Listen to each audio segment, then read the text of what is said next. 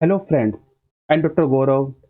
In this video, I am going to discuss about definition of thermodynamics, system and surrounding, types of system, choice of the system and boundary, macroscopic and microscopic approaches, property, categories of property. First is thermodynamics.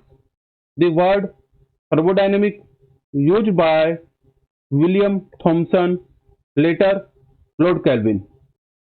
The name thermodynamics stems from the Greek word "therm" means heat and "dynamis" means power, which is most descriptive of the earlier effort to convert heat into power. It is the science of the relation between heat, work, and the properties of the systems. How to adopt these interactions to our benefit. Thermodynamics enables us to answer this question. Then application of thermodynamics, human body. When we feel ill, the temperature of the body rises. Then air conditioning system in which cooling is produced. Then airplanes, car radiators, power plants, refrigeration systems, etc. Next is system and surrounding. A system is defined as a quantity of matter or a region in space chosen for the study. As shown in the figure, this is the region which is chosen for the study. So this is our system. The mass or region outside the system is called the surrounding. So anything outside the system is surrounding. The real or imaginary surface that separates the system from its surrounding is called the boundary. So this is our boundary that separates system from the surrounding. The combination of the system and surrounding is universe. Types of system. First is closed system. A system in which no mass is permitted to cross the system boundary, that is, we would always consider a system of constant mass. We do permit heat and work to enter or leave, but not mass. As shown in this figure,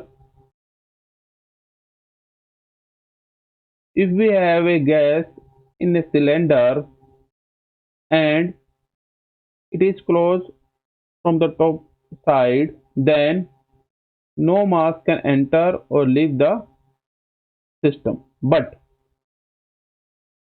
energy can leave or enter the system. So this is a closed system. Now in this system, you can see that we have a gas at having mass of 2 kg and volume of 1 meter cube. If we heat this system, then this piston will move upward and there is an expansion process, so the volume will increase from 1 meter cube to say 3 meter cube. So this boundary is fixed, but this boundary is not fixed. So this is known as moving boundary as the piston goes upward. So here the boundary increase, so that is moving boundary, and this is moving boundary, but this boundary is fixed. So this is fixed boundary. Next is open system or control volume. A system in which we permit mass to cross the system boundary in either direction from the system to surrounding or vice versa. Both mass and energy can cross the boundary of a control volume. In analyzing open system, we typically look at a specified region of space and observe what happens at the boundary of that region. Most of the engineering devices are open system. So most of the things we used to say in our daily life are open system. Boundary of a control volume or open system are called a control surface. So here the boundaries are known as control surface and they can be real or imaginary. Here one thing you must remember, open system is also known as control volume. As shown in the figure, if we are having a nozzle and this is our open system or control volume, as mass is entering and leaving as well as heat can enter or leave the system. So here if you look at this system or a nozzle, this is our real boundary because we can define this. Now this is imaginary which we have considered. This is imaginary boundary. B is a control volume with fixed and moving boundaries. As I have already told you, if mass enters the system, then the piston will move upward. So this boundary will move upward. So this is a moving boundary. Next is, this is our control volume or open system water heater. Suppose cold water is coming from this side and enter the system and it become hot water. This is an example of open system. Next is isolated system. A system in which there is no interaction between system and the surroundings. It is of fixed mass and energy. Hence, there is no mass and energy transfer across the system boundary. So, in this case, mass as well as the energy cannot enter or leave the system. It is difficult to obtain a ideal isolated system. As in case of summer, we generally use thermal flask so that our water remains cold. But you must have noticed that after some time, say 10 hours, 15 hours, 20 hours, the temperature of the water start rising. So I am saying that it is difficult to obtain a isolated system. Ideal. Next is choice of the system and boundary. How will you choose the system and boundary? First is, we must choose the system for each and every problem we work on so as to obtain best possible information on how it behaves. Suppose we are having a problem, so we must define what is our system for that problem. In some cases, the choice of the system will be obvious, and in some cases, it is not so obvious. So, when you study something, you may find defining a system is very easy. In some problem, it is not so easy. You must be clear in defining what constitutes your system and make that choice explicit to anyone else who may be reviewing your work. The boundaries may be real physical surface or they may be imaginary for the convenience of analysis. As I have already told you in this figure, this is a imaginary boundary. The boundary may be at rest or in motion. This is also I have told you earlier, as you can see in this figure, if the mass enter, the piston will move upward. So here we are having a moving boundary also. Next is macroscopic and microscopic approaches. In macroscopic approach, certain quantity of matter is considered without a concern on the events occurring at the molecular level. These effects can be perceived by human senses or measured by instruments. For example, pressure and temperature. If you touch a water bottle, cold water bottle, you feel cold. So this, in case of microscopic approach, quantity of matter can be perceived by human sense or you can measure with the help of a instrument. For example, to measure pressure, you use the pressure gauges. In microscopic approaches, the effect of molecular motion is considered. Most microscopic properties cannot be measured with the common instrument or can be perceived by human senses because the effect of molecular motion is considered. So it is not possible to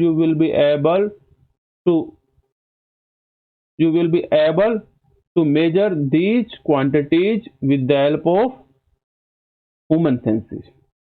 Example, at microscopic level the pressure of a gas is not constant. The temperature of a gas is a function of velocity of the molecules. Next is property. Any characteristic of a system to which some physical meaningful number can be assigned without knowing the history behind it. Some familiar properties are pressure, temperature, volume, and mass. The list can be extended to include less familiar ones such as viscosity, thermal conductivity, modulus of elasticity, etc. These are macroscopic in nature. That means these properties can be measured with the help of instruments or by can be perceived by human senses. Invariably, the properties must enable us to identify the system.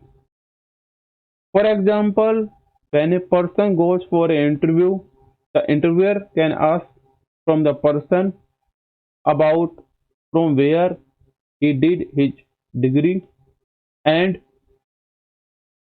what are the skills he is having. So this is the property at the time of interview required by the person. On the other hand, if we go for a army recruitment, there is a stage of physical test in which you must possess certain weight, certain height. So this is the property in this case. So this is the meaning of this line. Invariably, the property must enable us to identify the system. So property must be chosen in such a way it must enable us to identify the system. Next is categories of property. First is extensive property. It is defined as the properties whose value depends on the size or extent of the system, such as mass, volume, internal energy, enthalpy, entropy, energy, heat capacity, and momentum, etc. So it depends on the size or extent of the system. Uppercase letters are used to denote extensive properties, with mass, which is denoted by small letter m, being a major exception. So extensive property are denoted by uppercase letter and mass is the exception in this case. If mass is increased, the value of extensive property also increases. Next is intensive property. It is defined as the properties whose values is independent of the size or extent of the system, such as temperature, pressure, density, thermal conductivity, and magnetic permeability, etc.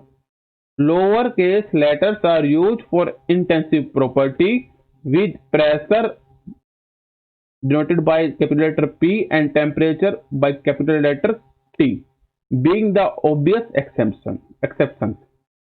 So it is denoted by lowercase letter, whereas the extensive property denoted by the uppercase letter. Criterion to differentiate between intensive and extensive properties.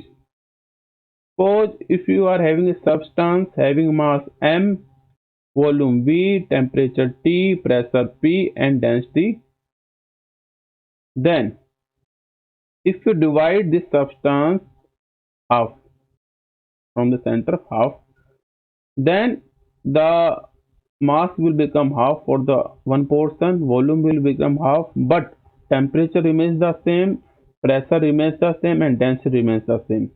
So it is, as you can see, that temperature, pressure, and density are independent of the size.